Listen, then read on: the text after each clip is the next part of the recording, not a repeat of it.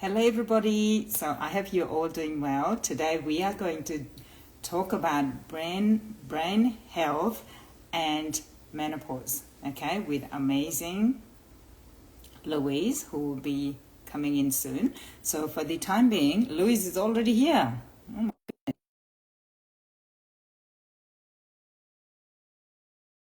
My name is Anjali, and I have been Women's Health Movement Coach for. Hi, Louise. She's Hello, here. Yeah, how are you? welcome, Louise. Good, thank you. Thank you for your time and all the years and years of lived experience and your knowledge. And we are so grateful to have you here. And I was just introducing myself. So I have been doing women's health movement coaching for 15, 16 years, and I did the nutrition course as well. So nutrition counselor as well as founder of this platform.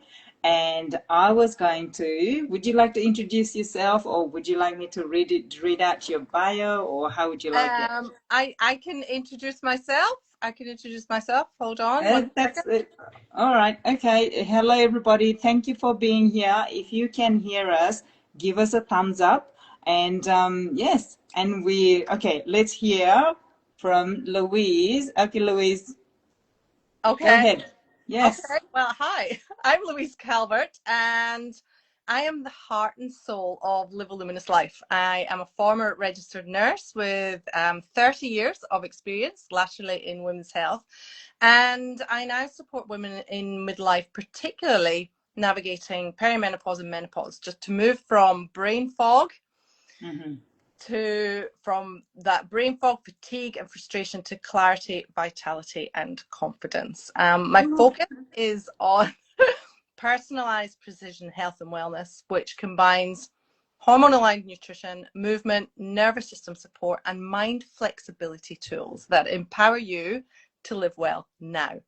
And rather than just cope, but to evolve through midlife and beyond. And that is me in a nutshell. Yeah, that's amazing. Because you are going to personalize it according to each person, because not a single person is the same, right?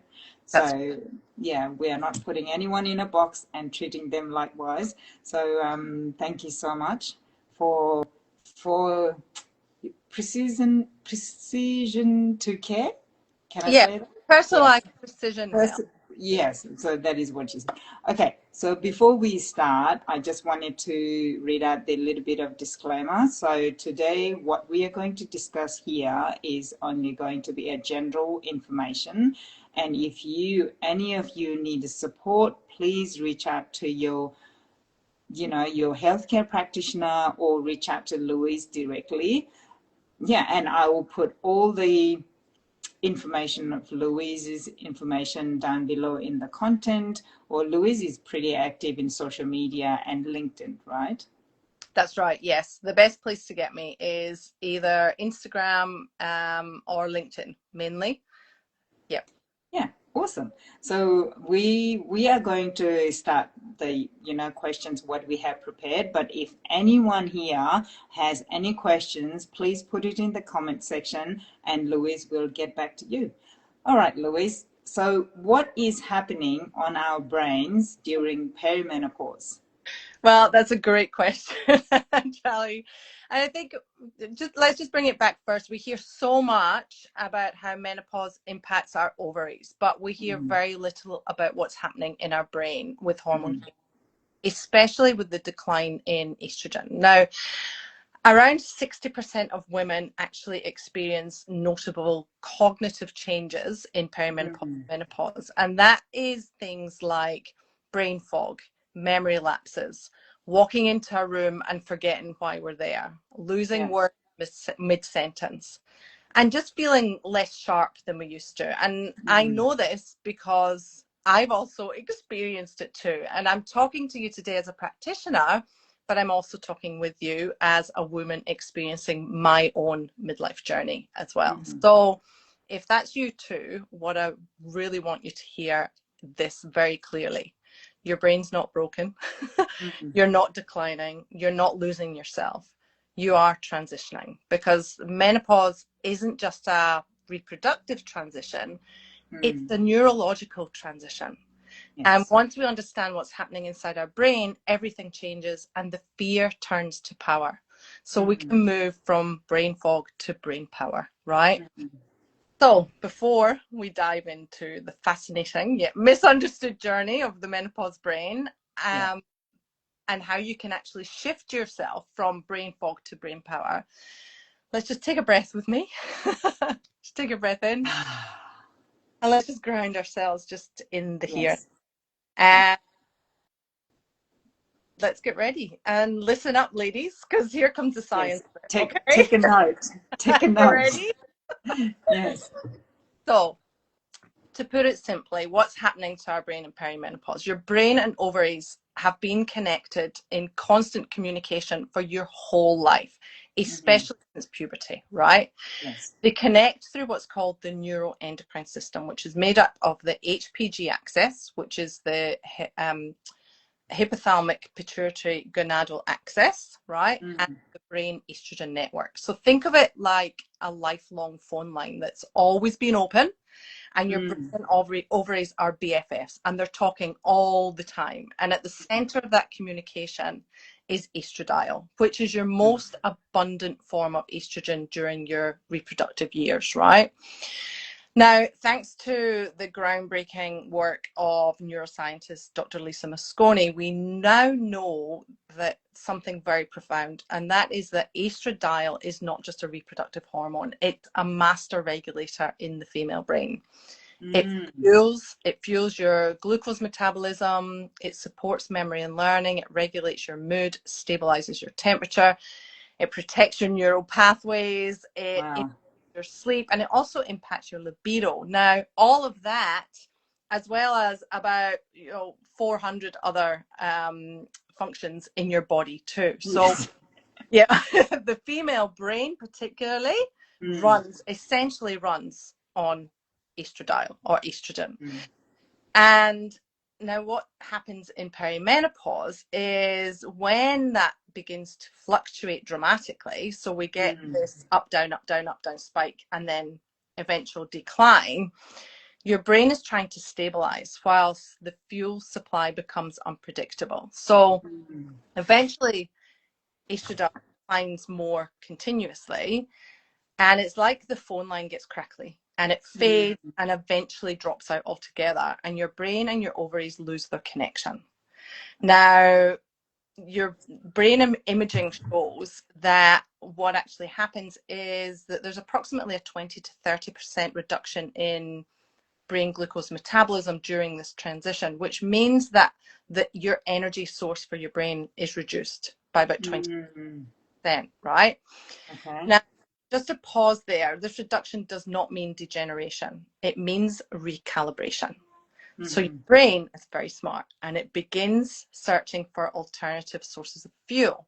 So up until now, glucose has been that main source of fuel, and estrogen has helped to bring that glucose to your brain. Yes. So with that interrupted, your brain now starts shifting for an alternative source of fuel, and it looks towards ketones. So it starts utilizing ketones as its main source of fuel eventually. Yeah. So what is ketones? So ketones are like the byproduct of fat metabolism, essentially. Okay. So it's just another form of fuel that's running around in your body that it can grab on. Okay. Now, as well as this, it also does what's called a pruning. So it prunes insufficient and unused neural connections and builds new ones as well. This is called neuroplasticity. Okay, so it's getting rid of all the unused neural connections that are no longer efficient, and it's building new ones that you need to take you forward into your next phase of menopause. So your brain's actually becoming more efficient. It's upgrading, right? But during this phase, this recalibration and pruning process, some regions of the brain are temporarily less efficient. And this is where some symptoms show up. So the hot flushes. Yes, hot flushes are actually a neurological symptom. It affects your thermoregulation center. Brain fog, which there's a region in your brain called the hippocampus, and that actually shrinks a little in perimenopause. Mood swings, because it affects your emotional center, your limbic system. Sleep disturbances, because your circadian regulation is also affected. So it can explain a lot of these symptoms that we actually feel and experience during this perimenopause period, which is when your brain is actually recalibrating and upgrading. Now, that can take quite a number of years. And it can feel it can feel unstabilizing and you're not quite sure what's happening, right? But here's the empowering part. It's not the first time your brain's done this. It's actually done this during puberty. You know, when you lose your 13-year-old daughter and she suddenly becomes somebody else, right? Yes. Okay. I hear you. Yeah, and it also happens in pregnancy as well, and the first few years of motherhood. So baby brain is actually a thing, right? So this is great because your brain knows what it's doing. It's done this before. It's doing this process before to recalibrate and upgrade. So why is it so prominent during the perimenopause and menopause? Because it feels like, I guess, during when we're going through the puberty and the pregnancy, because they have been spoken, they have been, normalized as much as, and so, but the perimenopause and menopause, like lots of people say, we had never heard of it, and now people start raging about it, and maybe that's why people just feeling the, all the hype. But okay, yes, I'm with you. Yeah, and I think so. The change is during perimenopause and menopause. It's more related to the fluctuation and then the reduction of estrogen, whereas in puberty, you're actually your estrogen levels are changing, but they're getting like they're more. Yes, it's Getting ready for getting to higher reproduction. level. Yeah, and then in pregnancy, again, the levels are changing, but then your estrogens within your body, you've got like 3 different estrogens. Your estrogens within your body are still at quite high level, so there's not such a dramatic change as there is with perimenopause into menopause, if that makes sense. Yes. Yeah. Okay. No, there is so much to unpack, Louise. I have to go back and watch it like so many times to take all the notes. But the most empowering thing is that you are not making us fear about it. It's all about empowering, bringing the education and awareness around it. So when you know what's happening in your body, and when you know it's changing for the betterment of it, and the anxiety about it's like it lessens, right? And when I think when we understand ourselves and when our family understands it as well, and that reduces the stress level, the Yes. way down, right? Yes, I absolutely. think because lots of times we are not understanding, and as well as the fearing about what's going on. And and so thank you for empowering us and then educating us around it. So I truly appreciate it.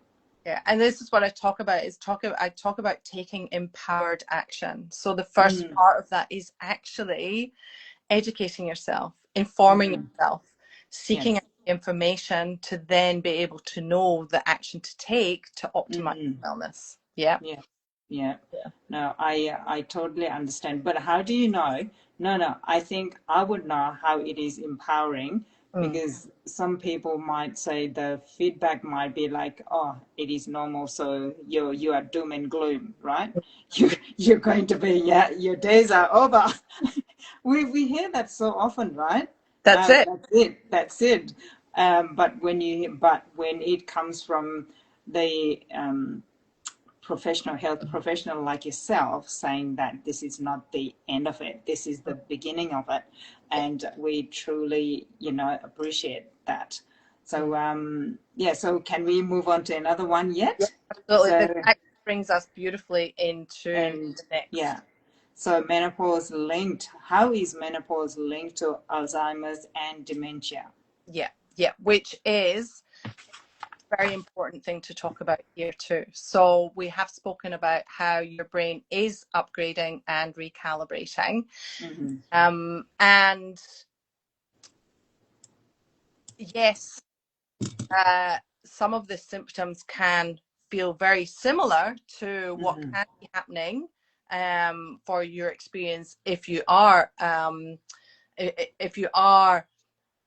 heading towards a cognitive decline, right? Mm-hmm. So the Okay. key here is to understand the difference, and also to be aware of what's, again, what's actually happening, and to take the steps to support your brain in the Mm-hmm. recalibration and upgrading process.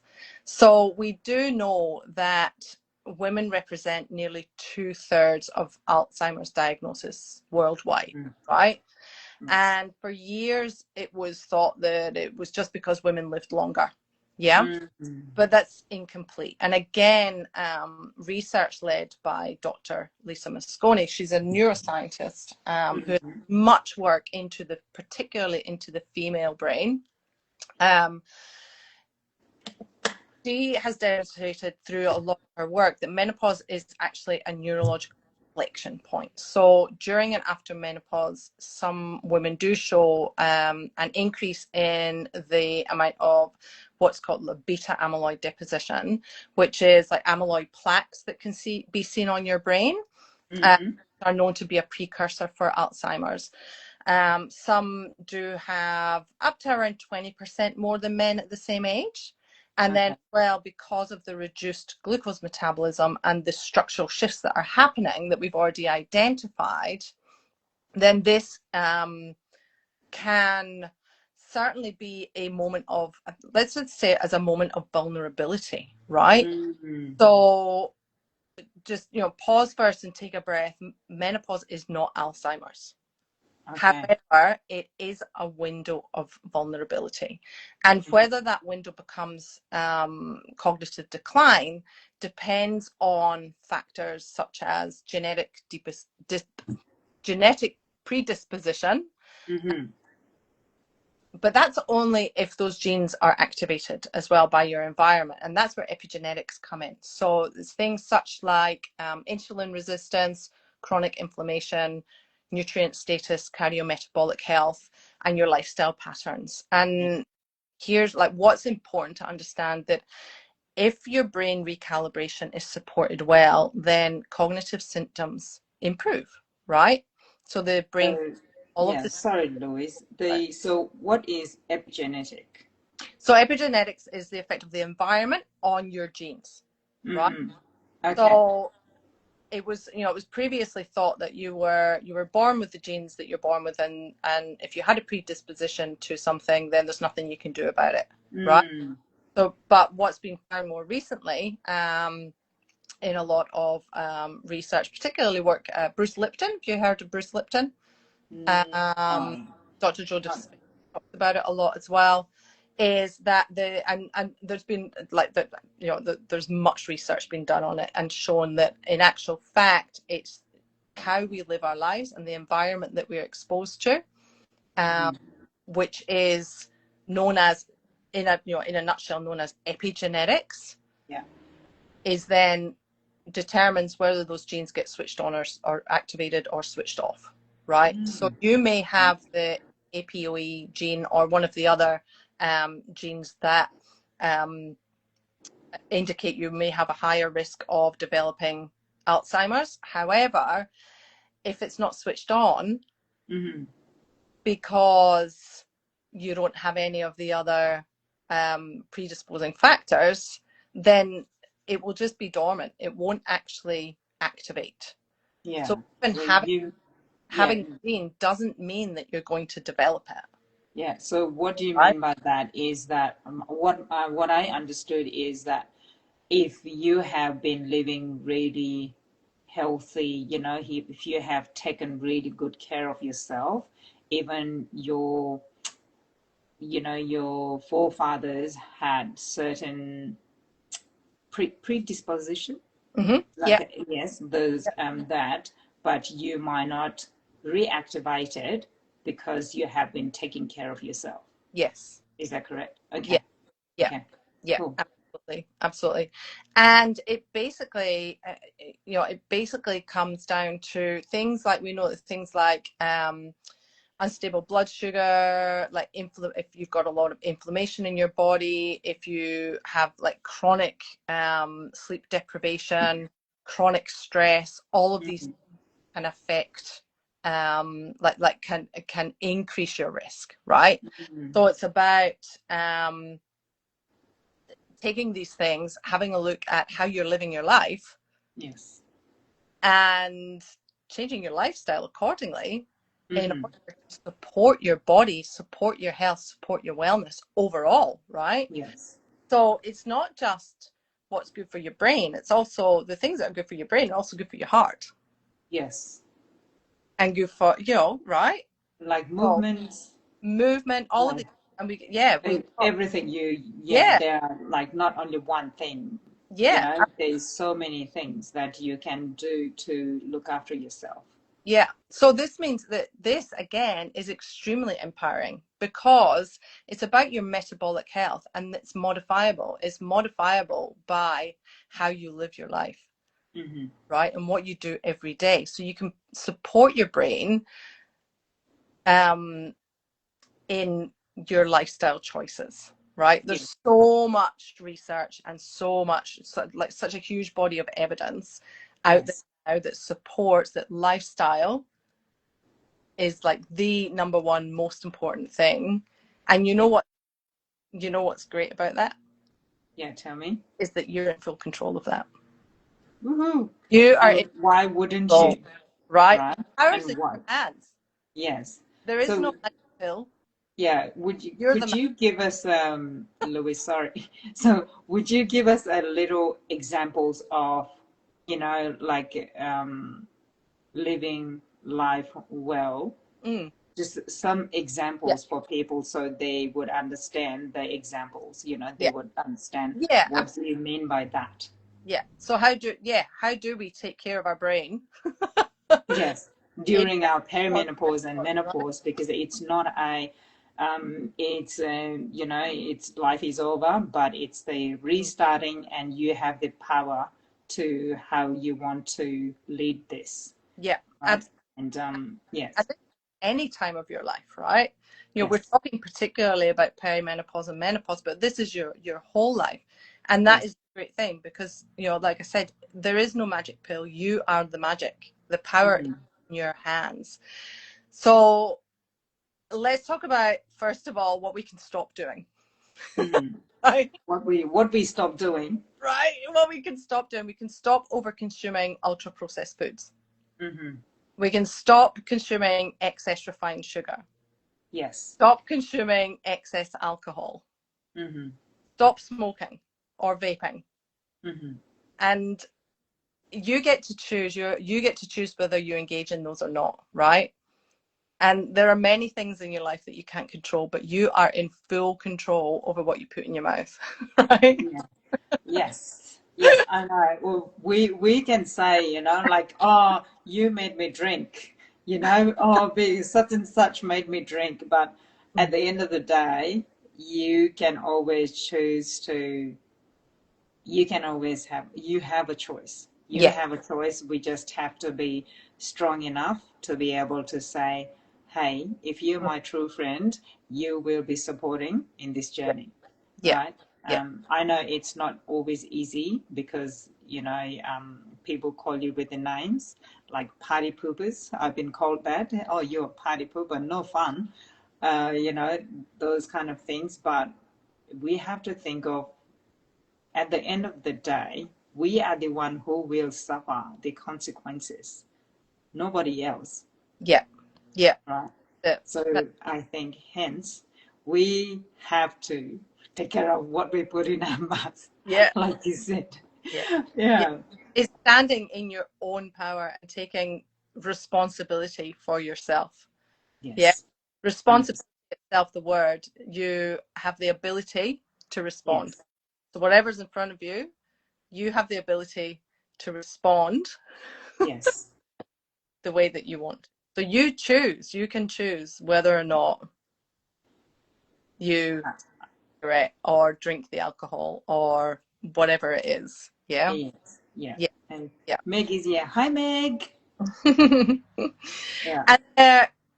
And so those are the things that we can stop doing, right? Yes. And And what can we do?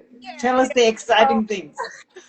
so there are also some things that are universally supportive, right? So, and it starts by taking care of your gut. Your gut is your second brain. And your brain likes to talk. Your brain doesn't only talk to your ovaries, it also likes to talk to your gut as well. Now, we all know that what we eat influences how we feel. Yeah. And how we feel also influences what we choose to eat too, right? So there's this I have noticed that more and more these days. Yes. yeah. I don't feel so good. What did I eat this morning? Yeah. And That, you feel blotchy and you feel like more, and then it just affects the whole day of, because you have chosen to eat something that your body didn't, wasn't happy with, but you just closed your eyes, you just ate it anyway. yeah. And you guys are not alone. I have done it. So yes, learning and taking action, isn't it? Yeah, absolutely. Yes. Absolutely. Now we've all heard of the microbiome, right? Now part of that, there's that microbiome is a specific a part called the estrobolome, which is specifically dedicated to metabolic estrogen, and we must support it. We must feed it well and support it to be able to metabolize estrogen in our bodies as well. Okay. Yeah. So take care of your gut. Yes. And so yeah. Okay. So what was the word? That one word you said, estrobol, or what is it? estrobolome. Strobolome. So that is Estrobolome. So what? think and Yeah. then like microbiome. So estrobolome it's called. Okay. So and what type of food would support that? So all of the food that we mentioned before is Yes. going to irritate that and to Or hurt, that you right? cannot have. All of those things The food that you cannot have. shouldn't have to stop doing. Just stop doing those for a start, right? Yes, yes. And Can you'll we notice that, minimize to start with, so people they don't feel overwhelmed that they have yeah, to stop all these things? yeah, yeah. And then Okay. if you're looking specifically at specific foods that are going to be good for you, like what's good for one person is not necessarily going to be good for another person, Another right? person, that's 100%. Yes. So, but if you want to give it like a blanket, basically a blanket, what is good for everybody, generally real whole foods. Okay. Yeah. Very, Real whole very. food.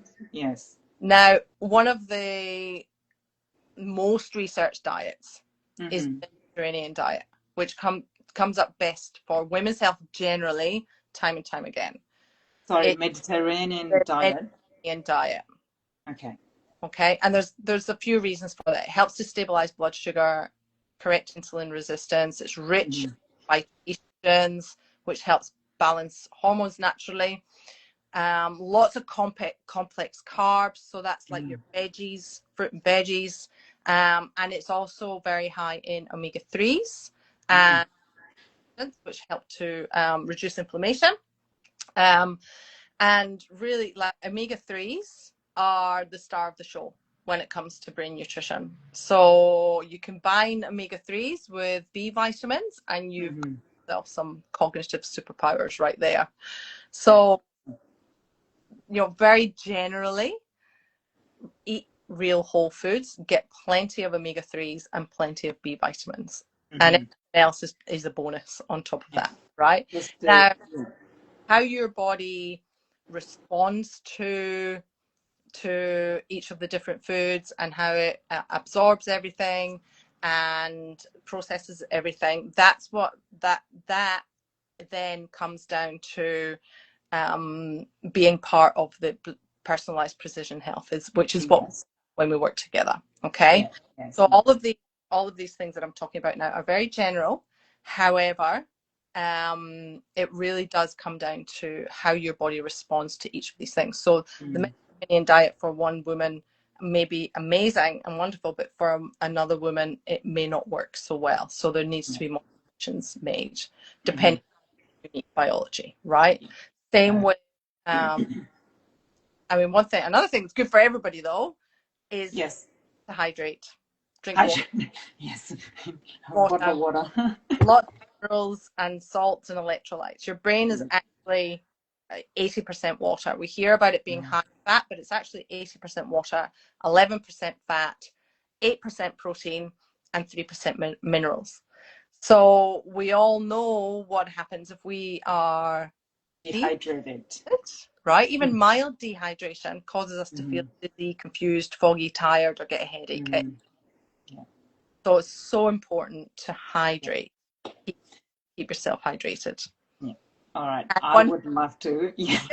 I would love to keep talking to you for ages, but I think we have to, due to the I know. uploading things. So I have to. I would like to ask our viewers if they have any questions. Make sure to shoot us a comment or whatever you would like, or anyone, please put the comment down below if you have any questions. And while we wait, Louise, tell us where people can find you and your beautiful service. Yep. Okay. So, like I said before, it's easiest to get me on social media on Yes. Instagram. So Louise.Calvert on Instagram. I'm also very active on LinkedIn. So it's Louise Calvert dash menopause, actually. That's my handle. I do have a Spotify channel, which is guided Spotify. a Spotify channel. Yeah. Oh, there you go. I did not know that. Guided hypnosis and meditations. So it's Louise Cool. Guided Hypnosis and Meditations. Yes, And, amazing. yeah, and also on YouTube as well. So at Louise. Awesome. Yeah. So you have to send me all the handles, those handles, so I can put it on the comments, the Yeah, content, I will. so people can find it, because they need to be out there. They need to be, talked about. So, Yeah. people will know what you exactly do, right? Yeah. All Yeah. right. Okay. So, Oh, so and if do a anyone part needs, two. We need so to do part two. yes, definitely, definitely. We need to do part two, because it's not, 20 to 30 minutes is not enough time. But yes, so if anyone would like to ask questions, go directly to Louise's Instagram account or LinkedIn, or you can always say, hey, Ange, I can't find Louise, can you please send me the details? So I'm more than happy to do that. And yes, thank you, Louise, for your amazing insights and the knowledge you have brought us to our platform, and we are truly grateful. And everyone, thank you so much for being here, and we will see you next live. Yes. Thank you, See Ange. you, everyone. Bye. Bye. Bye bye.